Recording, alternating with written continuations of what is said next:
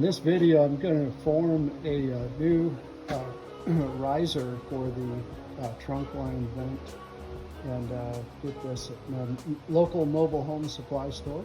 As you can see the price there, very reasonable. And what I'm going to do is I'm going to use this block of wood to form the corners, and I'll take pictures as I go along because I don't have any kind of a camera that I can wear while I'm recording.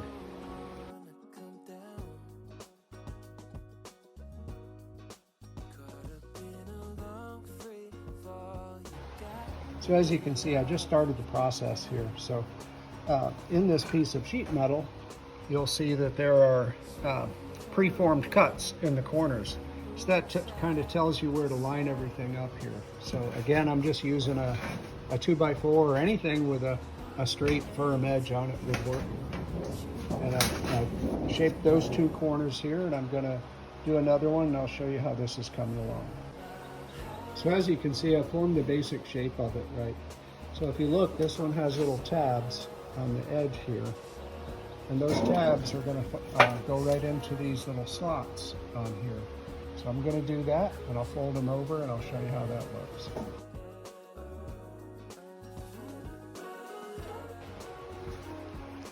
So you'll see that I've folded those tabs over. So the way this looks, it just seems intuitive that the tabs would fold over that side. So I have one left here, and you'll see that I'm wearing gloves. This is sheet metal, so it's pretty important that you wear gloves. This will give you a little bit of a cut if you're not watching out.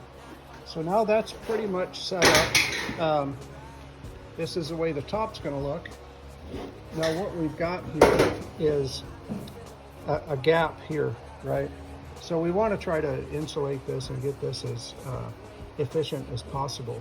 So I use this tape, and you'll see me use it as I'm affixing it to the duct, but it's called a foil mastic tape.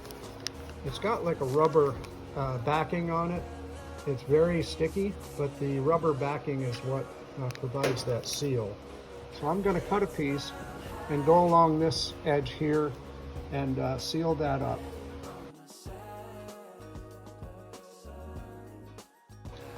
Oh, and another note about this tape, once you get it started, you want to keep it very easy to use. So it's kind of hard to restart if you just cut it and then don't leave a tab for you to peel back.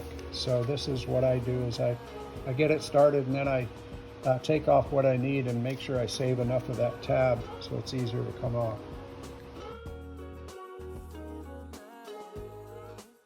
So I've cut that piece of tape to fit. It might be just a tad short, but this top is going to get trimmed or folded over once it's sticking through the plywood, so I'm not worried about that. So as you can see, I'm going to cover that gap that was there, and then I'm going to fold this tape over the other side. Let's see if we can see that.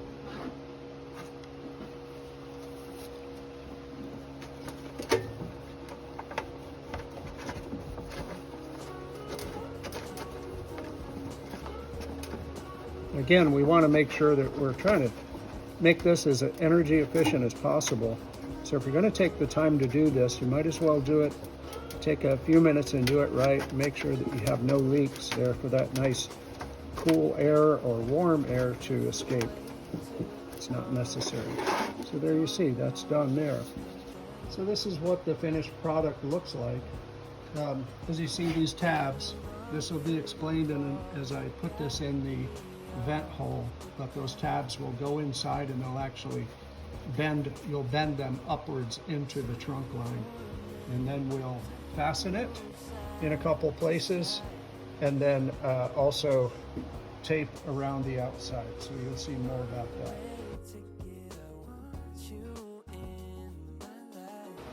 So this is what I'm dealing with here. This is the end of the line for this trunk line, and it's this was in the utility room slash laundry room, and I've got a couple areas that I need to fix.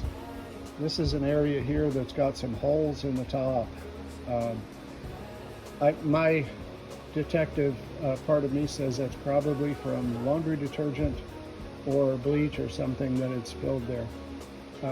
So that's pretty weak in those areas. So I'm actually going to cover that, go way overboard and cover all the way with tape and mastic to cover up those holes.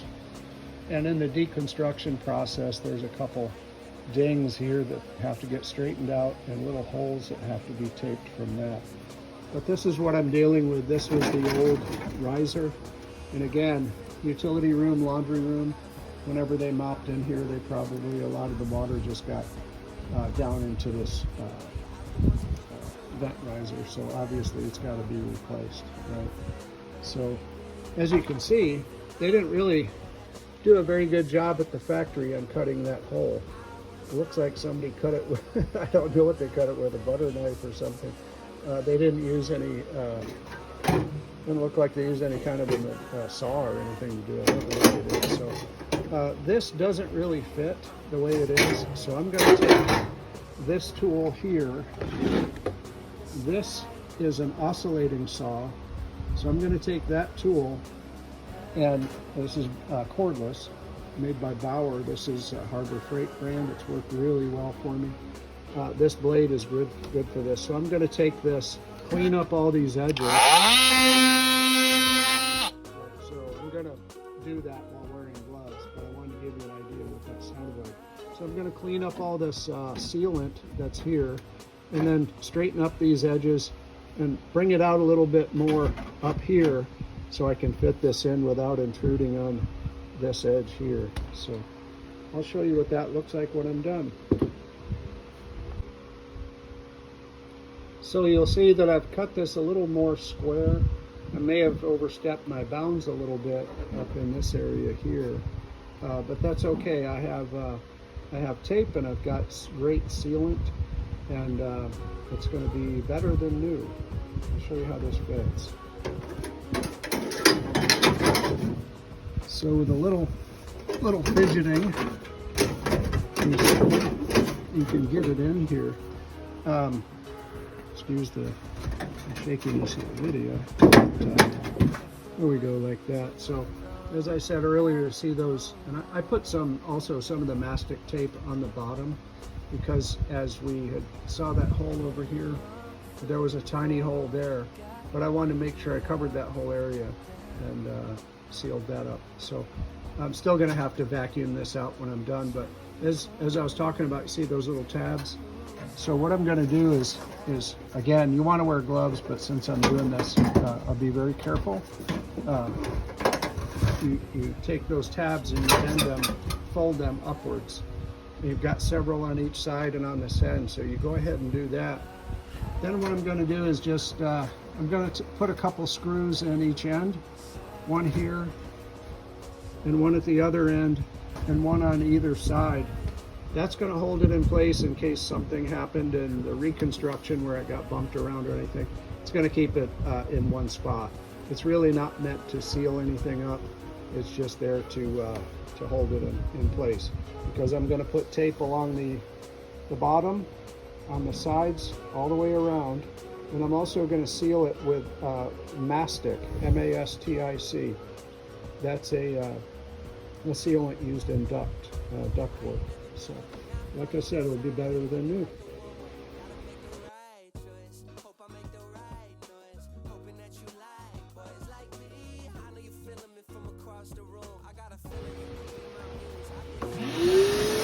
So I've actually already vacuumed out inside this duct area here and down to the end here, and back here as far as the hose would go back into this duct here. So what I did is, having the luxury of having everything exposed, being able to clean everything up the best that I can. Again, this is a 20-some-year-old mobile home that was abandoned for 5 years with no one living in it except for animals, I guess, or wildlife around. But anyway, and as I'm doing this, anytime I see a little hole, even that right there, that's something that was done at the manufacturing plant wherever this was built. So, and again, I'm just kind of running that hose down into the duct, picking up anything I can, but I've already done that. And then, obviously, as you can see over here, I've got work to do, clean up all this debris before the new floor joists go down. And then it'll be re-insulated and repair all the belly fabric as well. But in this case, I wanted to show you how to repair a mobile home vent. So this is how to repair one. I've done others on how to fix a new one. So, or not fix a new one, but to install a new one in a blank spot such as this, where I've done all the cutting and everything. But this is pretty much the same. Hope you're enjoying it.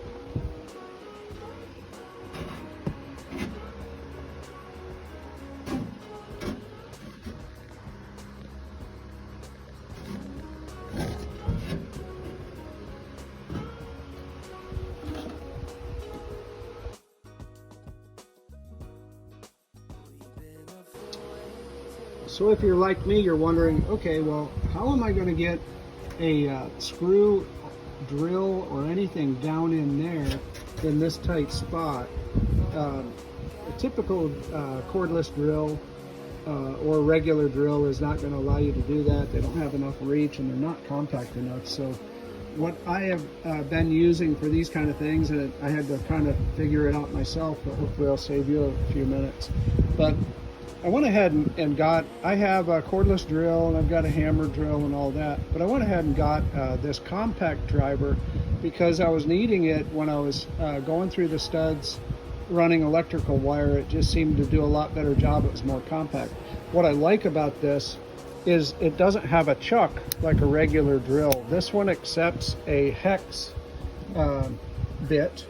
So if you have all those kind of hex bits, etc. Well, what I'm using is a long reach hex driver, I guess you'd call it. I think this is Diablo or Milwaukee or somebody. Diablo. It doesn't matter. Harbor Freight has them as well, but I've already went through one of those and I don't recommend that one for Harbor Freight. So anyway, this is a hex. It accepts here. So you just pull back on that chuck with your fingers, and I can't do it now because my hands are full. That goes in and it's locked tight. And then this, the other end, in this case I put a drill bit. That you can buy these drill bits that have a hex drive on the end. So this is a small enough one, so I'm going to drill a pilot hole in there in order to put the screws in. And then I'm going to use a nut driver as well that fits in this same spot. I'll show you in just a moment.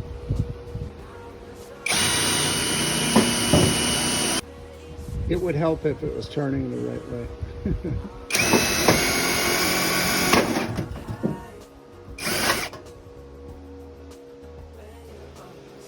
So like I said, now I'm going to put a nut driver bit in here, and this is a nut driver that fits this self-tapping screw. So I think it's a 5/16 nut driver, and I'm using this. This is like a self-tapping sheet metal screw. So I'll show you that in just a moment. And by the way, this is magnetic as well. This came from Harbor Freight in a set of 5 different sizes. And so far, I don't have any complaints. I always read reviews before I buy stuff from them. There are a lot of people that were complaining about the quality, etc. So far, it's done the job for me, and it probably will last through this entire project and then some. I hope so. So the magnetic driver bit is holding that screw. And now I'm going into that pilot hole that I drilled. I'm going to pop this in here.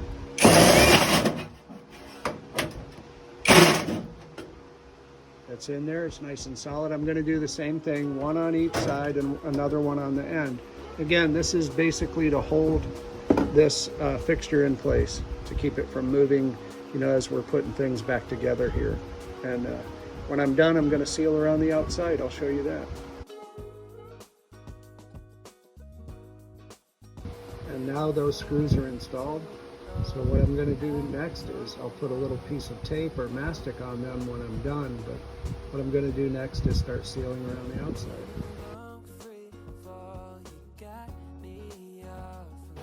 Okay, as you can see, I've applied the mastic tape. This again is the Nashua 367-17 foil mastic. It's a thicker tape than what was used here back at the factory. So chances are, if you have an older mobile home that's put together like this, you've probably got a ton of leaks. Unfortunately, you really can't get to them unless you rip up the floor or take down the belly and go at it from underneath. But again, I'm fortunate in this case. So that's that. It's taped around. As you can see, there's a couple little gaps right about there. So I went ahead and I just pressed that down as much as I could with my finger. Right about here, right? Where is that? It's right there. So anyway, then now I'm going to go ahead and use this mastic. It's called air duct sealant. The common name is called mastic, and it's like a very viscous paste. I'm going to get the top off so you can see it. So this is what it looks like. Like I said, it's a very viscous paste. Consistency of, gosh, I don't, like a concrete or something like that, but it's flexible in the fact that you can brush it on, or you can put it on with gloves. It's not very kind to your hands. Once it dries on there, it takes a long time to get off. But and this was, I think, a 1 gallon or half-gallon size container. I'm not sure, but almost a gallon. But this has lasted me throughout this project, and I probably will still have some left when I'm done. So I did a lot of vent repair and a lot of duct repair already. I'm actually close to the finish line on a lot of this work. As you can see, this is what I've got going on, but this is probably one of the last 2 or 3 vents that I'll have to work with. But anyway, mastic. So I'm going to put on some gloves. I would recommend just some rubber gloves. Definitely want something on, and just a cheap paintbrush to apply it with. If you remember, I had a few perforations here that, like I said, probably came from laundry detergent or bleach or something here in this utility room. So I went ahead and over taped all of that area. As you can see, I did quite a few layers overlapping there, and then I went across the top and the bottom as well with that great mastic tape. So I'm also going to take the mastic paste and paint it on there as well. So I'm going to start with the mastic. So here we go, and as I said, you want to be wearing some sort of gloves, protect your hands. I don't know that this is very toxic, but it's messy, and it takes a long time to peel off of your skin when it gets on there. So I'm going to apply this very liberally everywhere that there happens to be tape. I'm applying over the edges and in any gaps that I see. So I'll continue doing this, and I'll show you as I get finished. I'll show you what the result is.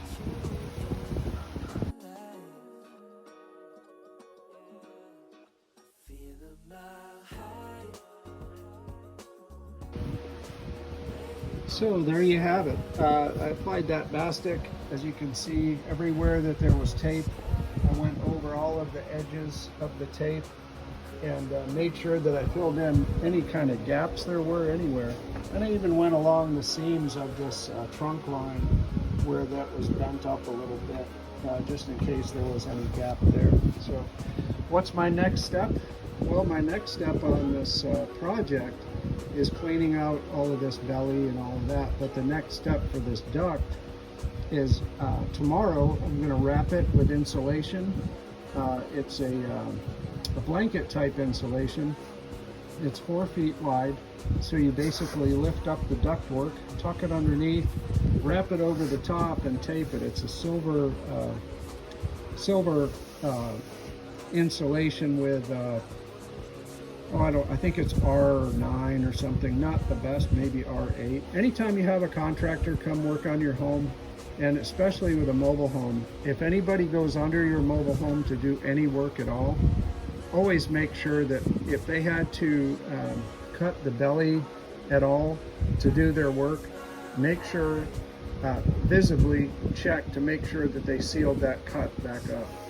In the case of this home, there were several instances where there had been repairs, whether it was plumbing or anything like that, or whether it was moved here, or even in the setup, because it was used when it was set up here 20 years ago. So it was about 5 years old at that point, from what I understand by the history of this. So all of these openings in the bottom, whoever set this up, they never closed off these openings. So it was just it was an invitation for wildlife and rodents to have their way with this place. So as I'm doing this project, I'm learning all of these things, and I'm making sure that when I'm done, when I go to bed at night, sleeping in this place, when it's done, I know that it's done right, and it's number one, energy efficient and sound and safe. So, well, I hope you've learned something from this video. This part of the mobile home repair or rebuilding was especially challenging. But I did learn a lot about ducting and how it should be insulated and how to be kept clean, etc. So if I was able to pass any of that along to you, I'm thankful that I was able to. But throughout all of this and all of the challenges of this entire project, one thing has been constant with me, and that's God being with me throughout. So I thank you for watching, and let me know if you have any questions in the comments below. Thanks.